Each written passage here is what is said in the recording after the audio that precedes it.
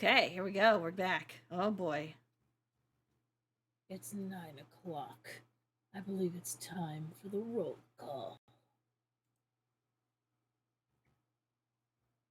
Is the defense not present? Such unprofessionalism. If there is no defense, then this trial cannot proceed any further. Must make a ruling based on the evidence that has already been presented. We will now converse with the jury. We shall decide whether Prince Juan is guilty of murdering Major Howell and conspiring to murder the king. Your Honor, may I have a word? Fine, but make it quick. I am a firm believer that a trial must be orderly and punctual. There is no room for wishy-washy dilly-dallying. But it seems somewhat rash to end a trial session the moment it is due to start. Perhaps it would be prudent to wait 5 or 10 minutes, in case the defense is just a little tardy. Then the trial still has a chance to proceed, and justice will be served. You are the prosecution, are you not? You have nothing to worry about. A guilty verdict is all but guaranteed. Your Honor, you appear confused. I'm not here to secure a guilty verdict. Of course you are. You're a prosecutioner. By definition, you're here to prosecute. No, my job description is to prosecute, but I am here in this courtroom to ensure that justice is served. An unfair and unbalanced trial is not in the spirit of justice. That's very noble of you, but if the defense is absent, then there is little that can be done. I will hear no more about this matter. I will now talk with the jury. The defense is pleasant, Your Honor.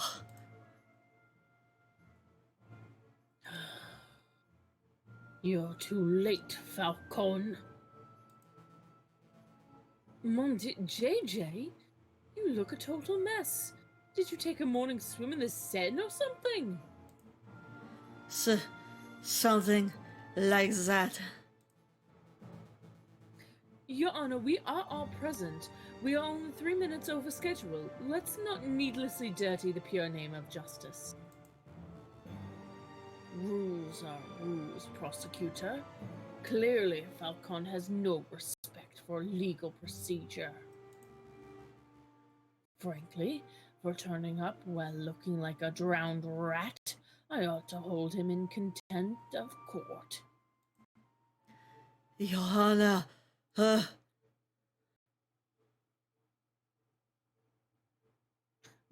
Your Honor...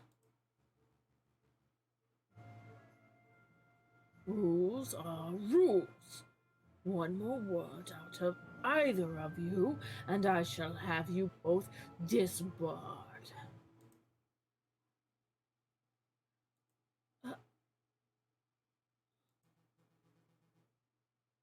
It's a pity. The King of France was most looking forward to standing behind the witness podium. The King of France? He's here? Oh, shit! Well, Cocorico is known Oh, for surprise. damn! There he is! Holy shit! Yeah, Cocorico is known for pulling up surprise witnesses. That's something he liked. That's something that about him that pisses JJ off. Okay, do you want to be Louis Philippe or should I? I probably should, since you've got your hands full with Cocorico and the judge. I appreciate it, and the judge is very hard to do, so I appreciate the break. Okay. Oh, are we not doing the trial after all? That's a pity. Your Majesty, what a surprise. We are, well, you see. You know, it's my 7th time testifying against a would-be assassin. But it's the first time seeing a trial where the case has ended before it even began. Well, the defense, he was late, and, Oh, pish posh. France didn't become a great and dignified kingdom through rigorous punctuality. Let's go ahead with this trial. It'll be fun. Look, I'll say the oath to get us started. I swear to speak without hatred and without fear, to tell the whole truth and nothing but the truth. Did I get it right? that was perfect, Your Majesty. JJ, I trust you have no objection to the king testifying? No, no objections here. Going ahead with the trial is fine by me. And surely you wouldn't stand in the way of the king, would you, Your Honor?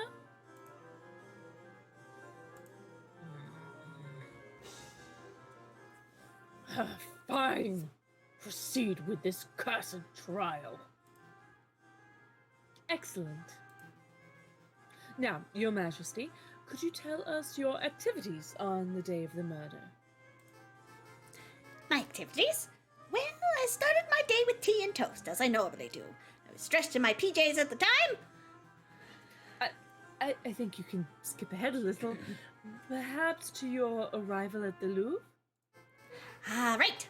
Of course. Well, my entourage and I entered the Louvre's south entrance around 8 o'clock. We passed through the Salle de Tibret with little fanfare. At the Grand Gallery, I unveiled the new painting and gave a short speech to inspire the citizens who attended. That's when I was approached by a man claiming to be the Prince of Spain. He presented a rose, which was taken by Major Howe, and, well, I think you know the rest. Indeed we do, Your Majesty. Mesdames and Messieurs of the court, what we have here is another testimony that establishes Prince Juan's guilt. And this is no ordinary testimony. It is the testimony of perhaps the most trustworthy man in all of France. Oh, you flatter me, prosecutor. But I am the trustworthiest in all the kingdom, aren't I? I have no doubts, Your Majesty. Nonetheless, I would like to perform a cross-examination. How dare you doubt your king? The utter nerve. Oh, calm yourself, Judge. I have no qualms with standard legal procedure. Defense, please proceed. I want to see your best courtroom drama material. Okay. Okay, so we know that he entered the south entrance. Let's see. And failed the new painting. That's when he was approached by a man claiming to. So, I would question claiming to be the Prince of Spain, because all of this. Wait. You pass through the Salon du Tibre with little fanfare. The Salon du Tibre is where Major Howe ate a chocolate bar. Maybe we could bring up the chocolate bar with the Salon du Tibre. Good point. Okay, let's see. Your Majesty, you say that you passed through the Salon du Tibre uneventfully. Indeed. We stopped briefly to look at the paintings and then moved on to the Grand Gallery. What did you see in the Salon du Tibre? Yeah. Could you elaborate? What did you see in the Salon du Tibre? What did I see? Well, Roman stuff, mostly. I meant, aside from the Roman artifacts. For example, did you talk to someone in the room who wasn't a member of your entourage? You're reaching, JJ.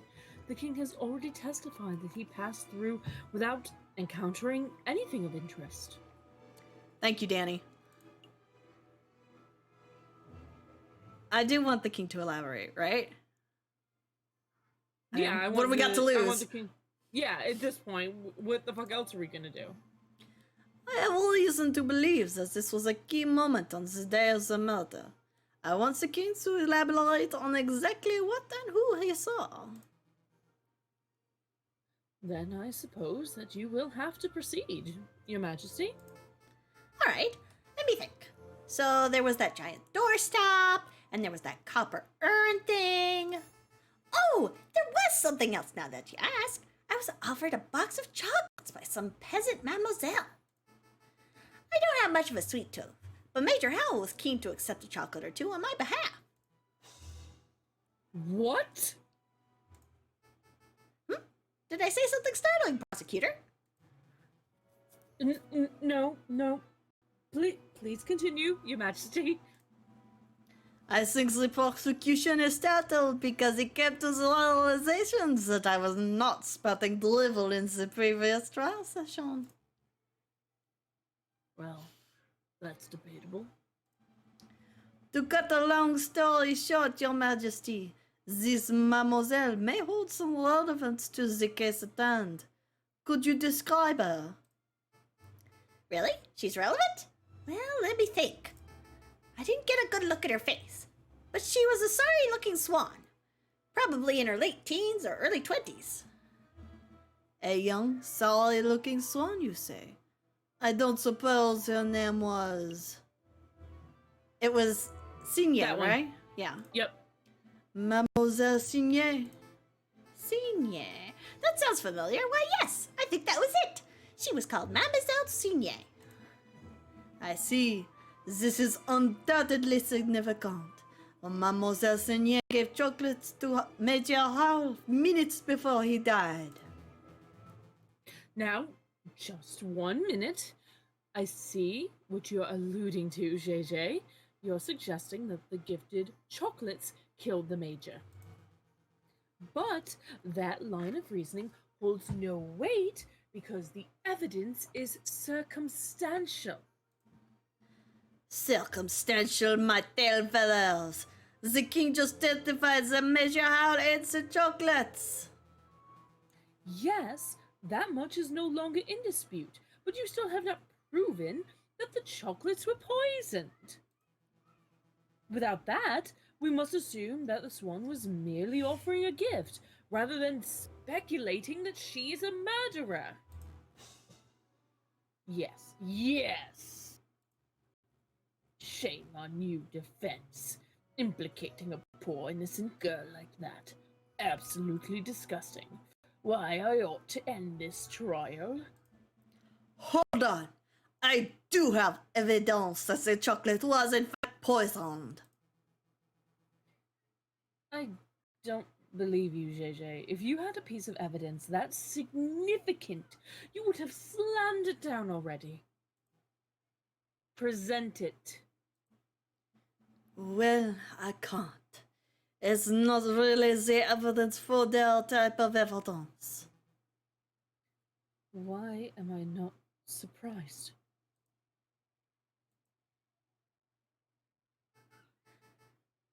Oh, the drama was just getting good. Why did you all go suddenly? Why did you all suddenly go quiet?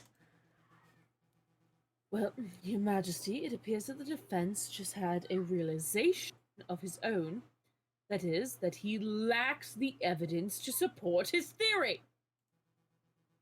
Since he cannot continue with his argument, I believe the cross-examination has come to an end.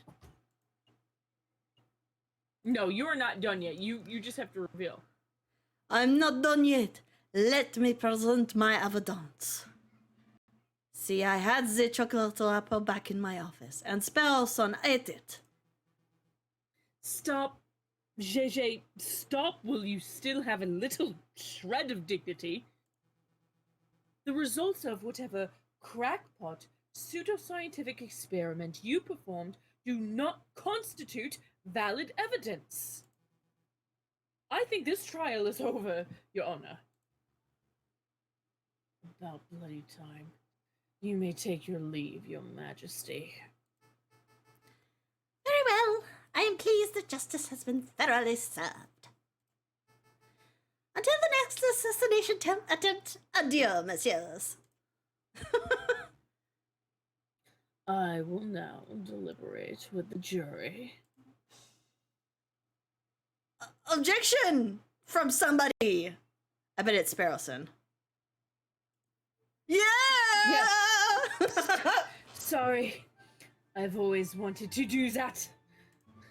Sparrowson, are you okay?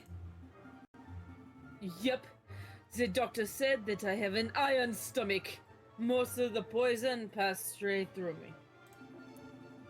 Speaking of which, I would like to testify on that poisoned chocolate issue.